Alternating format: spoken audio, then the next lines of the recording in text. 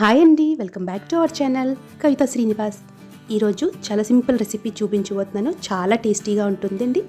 అలాగే ఇది రైస్తో, చపాతీతో, పుల్కాస్తో సైడ్ డిష్గా చాలా బాగుంటుంది. మరి ఈ రెసిపీని ఎలా చేసుకోవాలో ఇప్పుడు చూద్దాం. ముందుగా స్టవ్ వెలిగించుకొని ఒక ప్యాన్ పెట్టేసుకొని 3 టేబుల్ స్పూన్ ఆయిల్ వేసుకోవాలండి. ఆయిల్ హీట్ ఎక్కిన తర్వాత పోపు దినుసులు వేసుకోవాలి.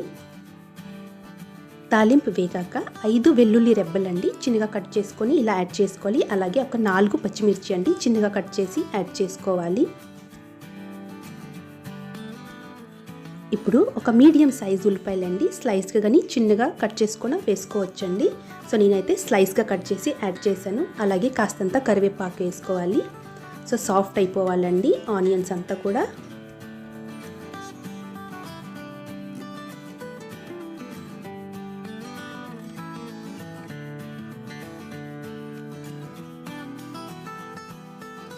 ఆనియన్స్ అంతా సాఫ్ట్ అయిపోయిందండి చక్కగా. ఇప్పుడు బర్బాటిని యాడ్ చేసుకుంటున్నానండి. నేను 1/2 కిలో తీసుకున్నాను. చక్కగా చిన్నగా కట్ చేసుకొని ఇలా యాడ్ చేసేసుకోవాలి. బర్బాటి చాలా బాగుంటుంది. అదేండి లోబియా అంటారు కదా, lobia, snake beans, long beans చాలా టేస్టీగా ఉంటుంది. సో ఒకసారి మొత్తం కలిపేసుకోవాలండి.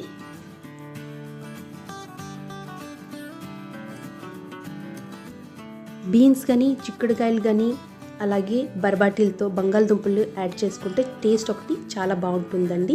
కాంబినేషన్ చాలా బాగుంటుంది. ఇక్కడ నేను 1 కప్ అండి, అంటే 2 బంగాళదుంపలు ఇలా క్యూబ్స్గా కట్ చేసుకొని యాడ్ చేసుకున్నాను. సో ఒకసారి బాగా కలిపేసుకొని మూత పెట్టి 15 నిమిషాల వరకు మీడియం ఫ్లేమ్లోనే కుక్ చేసుకోవాలండి. అంటే బంగాళదుంపలు చక్కగా ఉడికిపోవాలి. బర్బాటి అలాగే బంగాళదుంపలు చాలా వరకు మగ్గిపోయిందండి, హాఫ్ కుక్ అయిపోయింది. ఇప్పుడు 1 టీ స్పూన్ పసుపుని యాడ్ చేసుకోవాలి. అలాగే 1 టేబుల్ స్పూన్ కారం పొడి యాడ్ చేసుకోవాలి.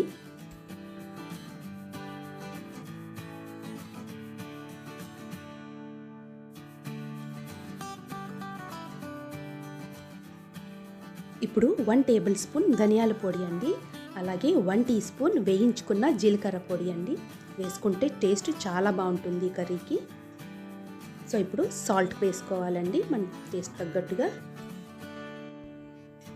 బంగాళదుంప అలాగే బీన్స్ అండి, ఈ 2 కాంబినేషన్ ఎంత బాగుంటుందో, అలాగే సోయా చంక్స్ కూడా యాడ్ చేసుకుంటే ఆ కాంబినేషన్ కూడా చాలా బాగుంటుందండి, చాలా టేస్టీగా ఉంటుంది.